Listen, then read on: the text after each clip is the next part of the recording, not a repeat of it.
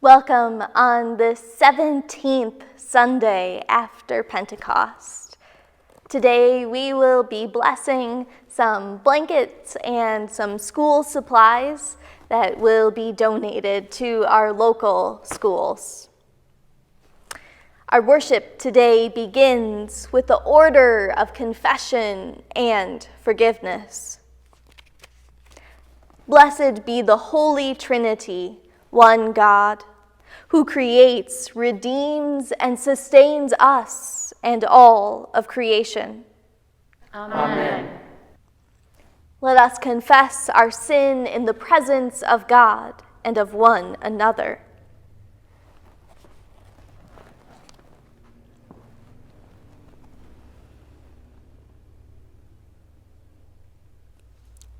Faithful God, have mercy on us.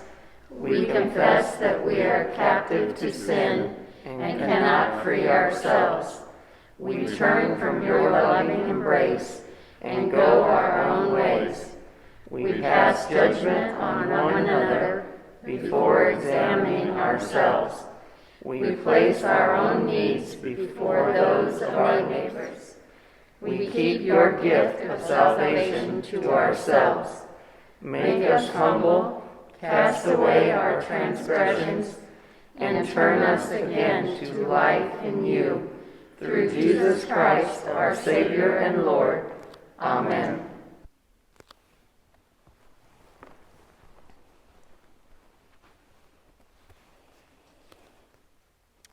God hears the cries of all who call out in need. And through his death and resurrection, Christ has made us his own. Hear the truth that God proclaims. Your sins are forgiven in the name of Jesus Christ. Led by the Holy Spirit, live in freedom and newness to do God's work in the world. Amen.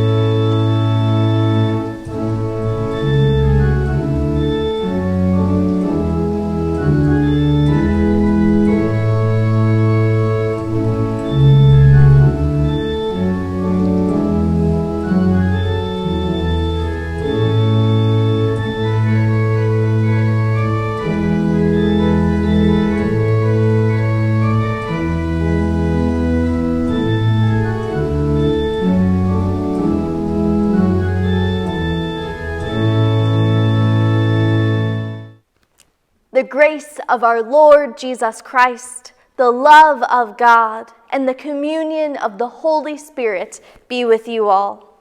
And also with you. Let us pray. God of love, giver of life, you know our frailties and failings. Give us your grace to overcome them. Keep us from those things that harm us, and guide us in the way of salvation, through Jesus Christ, our Savior and Lord. Amen. You've heard the phrase, don't judge a book by its cover. Well, I'm here to tell you, don't judge an apple by its bruises.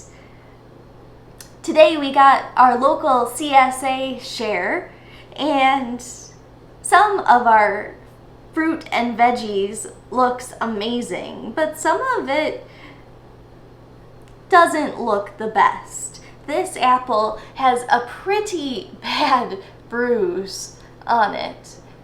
And in a grocery store, I probably would have completely gone past this apple and wouldn't have chosen to buy it. But because I got it in my CSA share, I am definitely going to eat this. I'm not going to throw out this apple just because of a bruise. All I have to do is just cut out this bruise, and then it'll be good to go.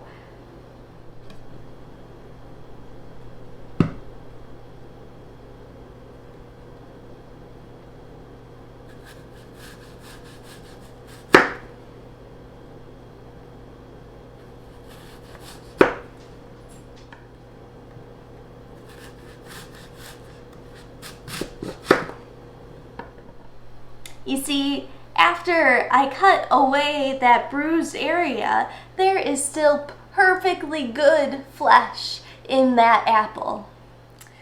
And to be honest, this slice that I took that's good on one side and is still a little bruised on the other side, I don't mind some bruising in my apples. I'll gladly eat this. Just as we shouldn't judge an apple by its bruises, we also can't judge people by their covers, by how the world judges them. Jesus tells us in today's gospel lesson that those people that the world has deemed sinners, they are the ones who are following Jesus and doing God's will. Unlike those religious leaders who want to kill Jesus. So, just as you know that you shouldn't judge other people, also don't judge yourself. Sometimes we ourselves look a little too closely at our own bruises, that we consider the things that we have done and can't bear the thought of continuing. But Jesus is here to tell you, it doesn't matter what other people think of you. It doesn't matter what you have done in the past. What matters is what you are doing now. That is how God considers you. So know that God loves you. God cares about you, and God is proud of what you are doing now. A vegetable with a bruise or some dirt on it is perfectly fine. And you, no matter what your bruises are, no matter what is holding you back, know that that doesn't matter. What matters is what God thinks of you. Amen. Good morning. Our first reading comes from Ezekiel chapter 18, verses 1 through 4 and 25 through 32. Ezekiel challenges those who think they cannot change because of what their parents were and did, or who think they cannot reverse their own previous behavior. God insistently invites people to turn and live. The word of the Lord came to me.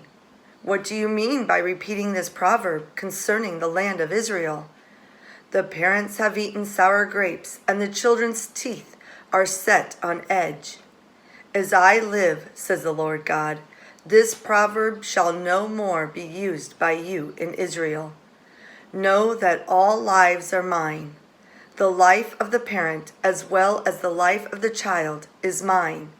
It is only the person who sins that shall die. Yet you say, the way of the Lord is unfair. Hear now, O house of Israel. Is my way unfair? Is it not your ways that are unfair? When the righteous turn away from their righteousness and commit iniquity, they shall die for it. For the iniquity that they have committed, they shall die. Again, when the wicked turn away from the wickedness they have committed, and do what is lawful and right, they shall save their life. Because they considered and turned away from all the transgressions that they have committed, they shall surely live. They shall not die. Yet the house of Israel says, the word of the Lord is unfair. O house of Israel, are my ways unfair? Is it not your ways that are unfair? Therefore I will judge you, O house of Israel, all of you according to your ways, says the Lord God. Repent and turn from all your transgressions, otherwise iniquity will be your ruin. Cast away from you all the transgressions that you have committed against me, and get yourselves a new heart and a new spirit. Why will you die, O house of Israel? For I have no pleasure in the death of anyone, says the Lord God. Turn then and live. The word of the Lord. Thanks be to God. Please read responsively Psalm 25, 1 through 19. Remember, O Lord, your compassion and love. To you, O Lord, I lift up my soul. My God, I put my trust in you. Let me not be put to shame, nor let my enemies triumph over me. Let none who look to you be put to shame. Rather, let those be put to shame who are treacherous. Show me your ways, O Lord, and teach me your paths. Lead me in your truth and teach me, for you are the God of my salvation. In you have I trusted all the day long. Remember, O Lord, your compassion and love, for they are from everlasting. Remember not the sins of my youth and my transgressions. Remember me according to your steadfast love, and for the sakes of your goodness, O Lord. You are gracious and upright, O Lord. Therefore you teach sinners in your way. You lead the lowly in justice and teach the lowly your way. The second reading comes from Philippians chapter 2, verses 1 through 13. If then there is any encouragement in Christ, any consolation from love, any sharing in the Spirit, any compassion and sympathy, make my joy complete. Be of the same mind, having the same love, being in full accord and of one mind. Do nothing from selfish ambition or conceit, but in humility regard others as better than yourselves. Let each of you look not to your own interests, but to the interests of others. Let the same mind be in you that was in Christ Jesus, who though he was in the form of God, did not regard equality with God as something to be exploited, but emptied himself, taking the form of a slave, being born in human likeness, and being found in human form, he humbled himself and became obedient to the point of death, even death on a cross. Therefore, God also highly exalted him and gave him the name that is above every name, so that at the name of Jesus every knee should bend, in heaven and on earth and under the earth, and every tongue should confess that Jesus Christ is Lord, to the glory of the God the Father. Therefore, my beloved, just as you have always obeyed me, not only in my presence, but much more now in my absence, work out your own salvation with fear and trembling, for it is God who is at work in you, enabling you both to will and to work for his good pleasure. The word of the Lord. Thanks be to God. This is the Holy Gospel according to St. Matthew, the 21st chapter. Glory to you, O Lord. When Jesus entered the temple, the chief priests and the elders of the people came to him as he was teaching and said, "By what authority are you doing these things? And who gave you this authority?" Jesus said to them, I will also ask you one question. If you tell me the answer, then I will also tell you by what authority I do these things. Did the baptism of John come from heaven, or was it of human origin?" They argued with one another, saying, "If we say from heaven, then he will say to us, 'Why then did you not believe him?' But if we say of human origin, we are afraid of the crowd, for all regard John as a prophet." So they answered Jesus, "We do not know." And he said to them, "Neither will I tell you by what authority I am doing these things. What do you think? A man had 2 sons. He went to the first and said, 'Son, go and work in the vineyard today.' He answered, 'I will not.' But later he changed his mind and went. The father went to the second son and said the same, and he answered, 'I go, sir.' But he did not go. Which of the 2 did the will of his father?" They said, "The first." Jesus said to them, "Truly I tell you, the tax collectors and prostitutes are going into the kingdom of God ahead of you. For John came to you in the way of righteousness, and you did not believe him. But the tax collectors and the prostitutes believed him, and even after you saw it, you did not change your minds and believe him." The Gospel of our Lord. Praise to you, O Christ.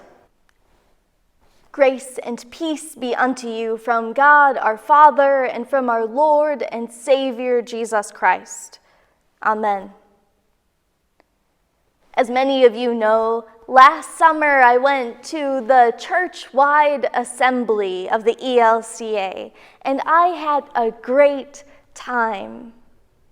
I enjoyed all of the networking that happened, all of my old colleagues and friends that I hadn't seen in years, and I enjoyed meeting so many new people as well. But we were at the church-wide assembly in 2019 to work. We had many documents that had been carefully crafted that we needed to consider. We created some edits, and then we decided whether to approve them or not as official statements of the church. And one of the things that we considered was the declaration of the ELCA to people of African descent.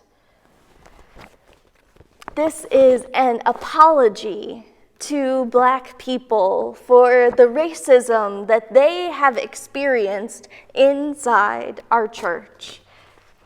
In this one-page apology, there is a section that specifically outlines what acts of racism this church has committed. Institutional racism currently exists in the ELCA through discriminatory treatment within the call process, inequitable compensation of clergy of color, racial segregation, divestment from Black communities and congregations, systemic policies and organizational practices, and failure to fully include the gifts of leadership and worship styles of people of African descent. That is quite a list of ways that we as a church have done wrong. But of course, an apology without action, without changes of behavior, is worth nothing. So there is a commitment at the end of this apology to make changes. It writes, "Beyond empty promises or well-meaning intentions, this church recommits to the work of racial justice, socioeconomic equity, and racial reconciliation. This apology is a recommitment to the process of right and equitable relations within this church and the flourishing of Christ's Church Universal. This recommitment means working toward a deeper understanding of slavery and its legacy, of institutional and structural racism, of white privilege, and of attitudes and foundations of white supremacy. It means praying for the renewal of this church as disciples of the living Christ." That is quite a commitment to change. But in the past year, since that church-wide assembly, I haven't seen that many changes in our structural racism. Sure, we have done some studies together. We have done our best to learn about the racism that is around us, but actually changing policies so that we could do better with our Black colleagues, I haven't seen it. Ultimately, this church leadership is full of hypocrites, just like those hypocrites in today's gospel lesson. Jesus is in Jerusalem, and these religious leaders come to him and try to test him. Jesus has had his triumphal entry into Jerusalem. He has overturned the money changers' tables in the temple. He has cursed the fig tree. And now he is back in the temple teaching. This is so close to Jesus' trial that these religious leaders wanted to test him to find that one thing that they could use to arrest him. And so they ask him, by what authority is he doing these things? Meaning, does Jesus' authority come from God, or from humans, or from Satan? Jesus, of course, doesn't answer directly. He turns the tables, and the religious leaders are not willing to answer his question about John's authority. So then Jesus poses this parable. One son refuses to go into the vineyard to work, but then goes, and another son promises to do so, but doesn't. Jesus tells those religious leaders that they are not like that first son. The sinners, tax collectors, and prostitutes are like that first son, the ones who have said the wrong words, who have maybe done some terrible things in their past, but yet who now have allowed themselves to be transformed by John and by Jesus' ministry. And now those sinners are the ones who are doing God's work in the world. But those religious leaders are like the second son, the one who says the right thing, the one who has the right words, but who doesn't actually act. Those religious leaders are full of empty words, meaningless words, just like our religious leaders today. Lenny Duncan is a pastor in the ELCA, and he is like the first son.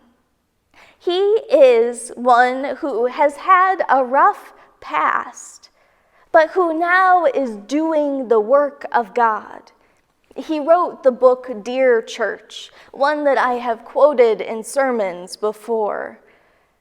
And now Lenny Duncan has decided that now is the time to ask the church to make reparations for their hypocritical actions. We know that this church has done racist things in the past, and they still are. We still are. As far as I know, there still are Black people who are struggling to receive first calls. That there are plenty of Black clergy, the few Black clergy that we have, who are not being paid at the same rate as their white colleagues. And yet the church has done nothing to change this. So Lenny Duncan has asked the church for reparations. In studying his church history, he discovered that the first Black pastor in the Lutheran Church in America was named Jehu Jones. And he, although ordained, although serving the church, Jehu Jones was never paid. So Lenny Duncan is asking our ELCA to make reparations for that, to take the equivalent of what Jehu Jones' income should have been, and with interest, create that as an endowment that can be used to support our Black clergy and our Black congregations that have been left in the dust by our very white church. Now, his amount that he's asking for, $32 million, is a lot. That possibly is a number that the church can't respond by giving at this time. But we can still create this endowment and have a financial means to support those clergy and congregations that we have failed. Certainly, when this endowment is set up, I personally will do my small part in supporting it. But I know that I am still a hypocrite, just like all of our church leaders in the church-wide organization and across the ELCA. I have failed to react so many times. So I want to do something small for our congregation. One of the things from that book, Dear Church, that I thought was a really reasonable ask was to remove all of the white Jesuses in the church. Now, I'm not going to remove this altar painting. Of course, although this is a very white Jesus, it has wonderful history here, having been painted by a local art professor and possibly his students over 100 years ago. But all of the other pieces of art around this church are just lithographs. They're just copies of paintings from many decades ago.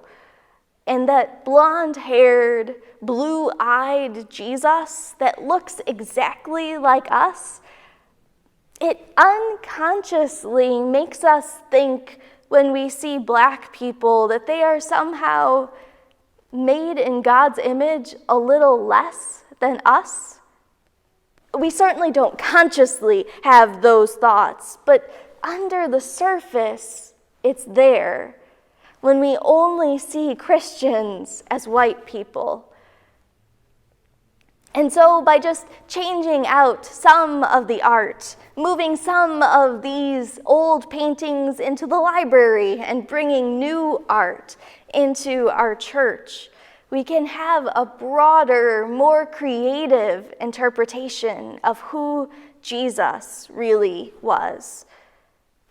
Because Jesus was a brown person. He lived in the Middle East, and so he had brown-looking skin.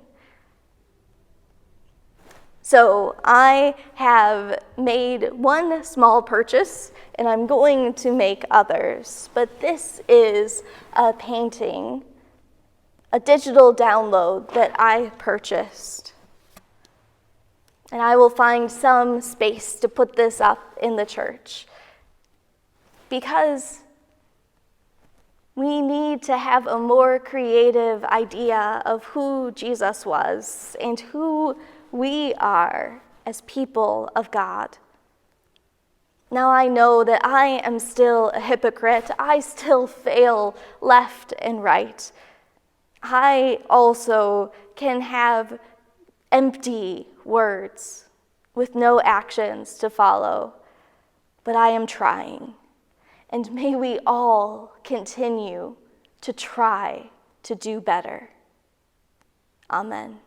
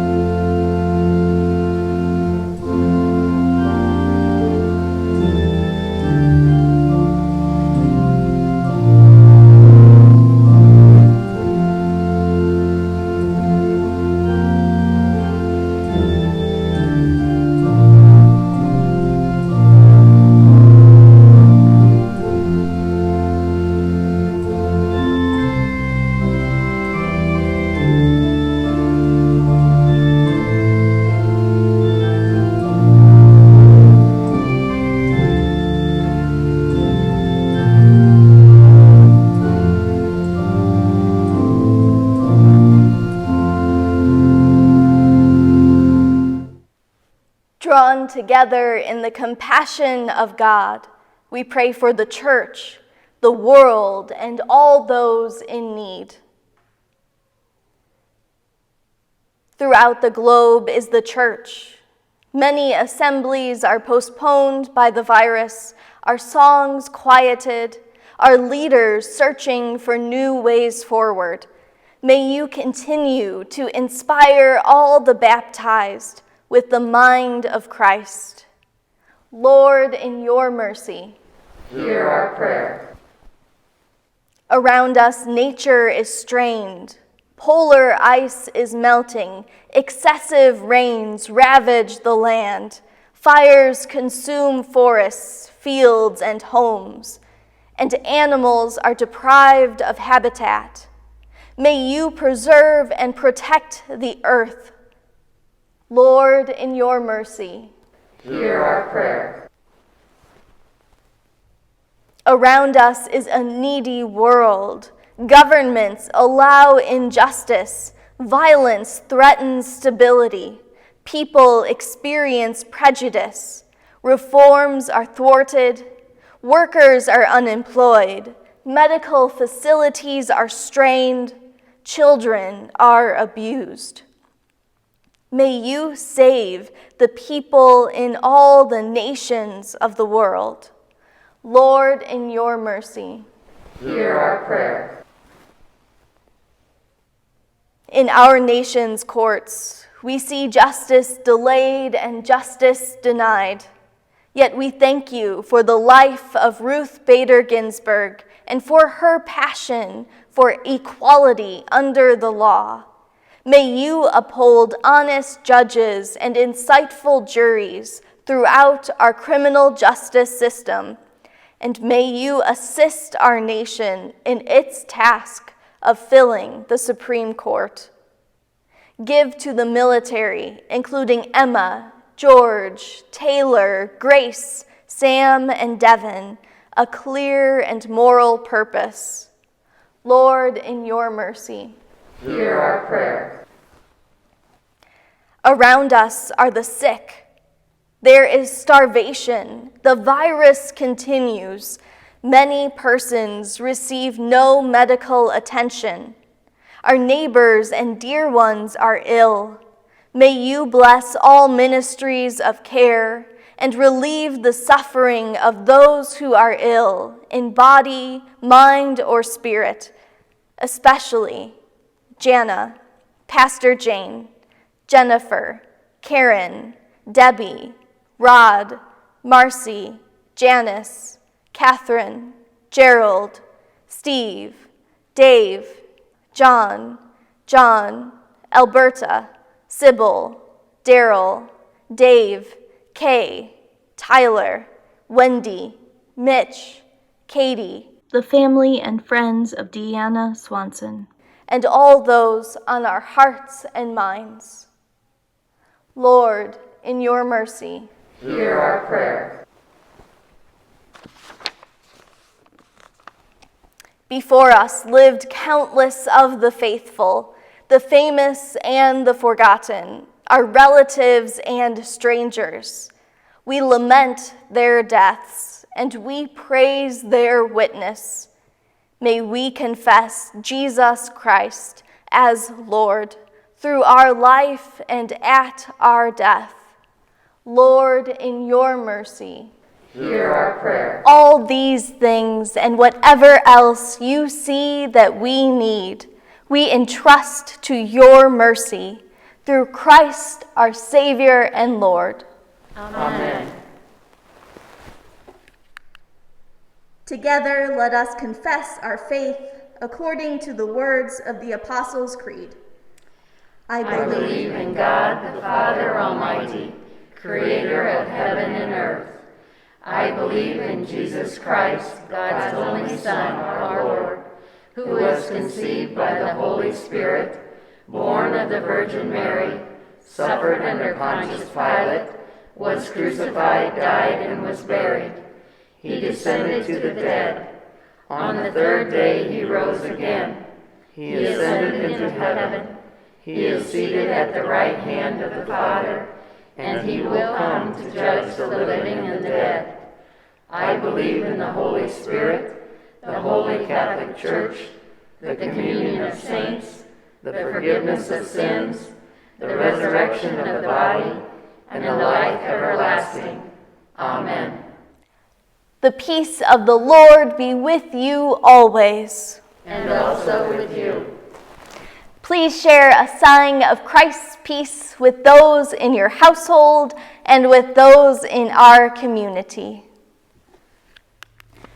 As we turn to our offering, please remember the church. As part of our offertory prayer, we offer a blessing over these blankets and over these Pack the Bus items that we will be donating to our local school district. Let us pray. Dear Lord, your grace abounds and your mercy endures forever. May you use these items to care for the children in our community.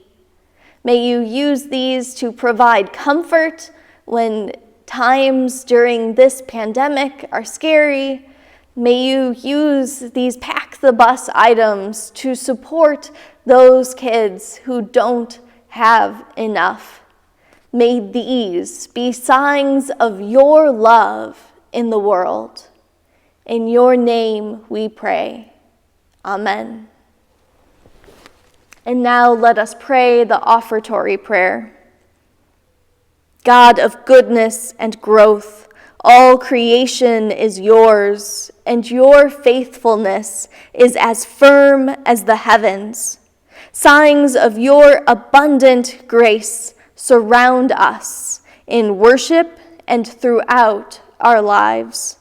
Nourish us through these gifts, that we might proclaim your steadfast love in our communities and in the world, through Jesus Christ, our strength and our song. Amen. Now let us pray as Jesus taught us. Our Father, who art in heaven, hallowed be thy name. Thy kingdom come, thy will be done, on earth as it is in heaven.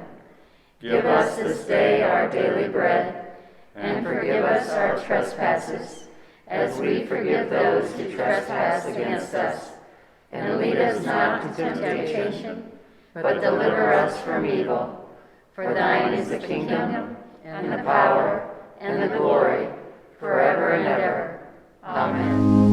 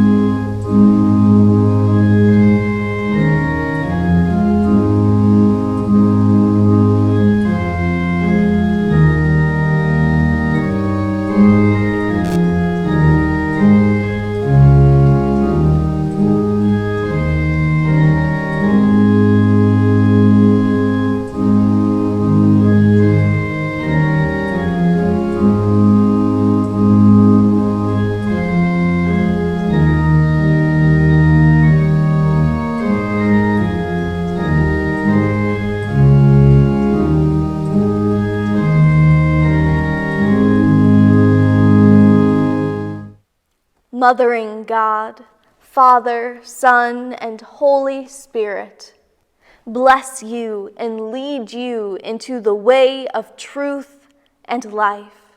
Amen. Go in peace, remember the poor. Thanks be to God.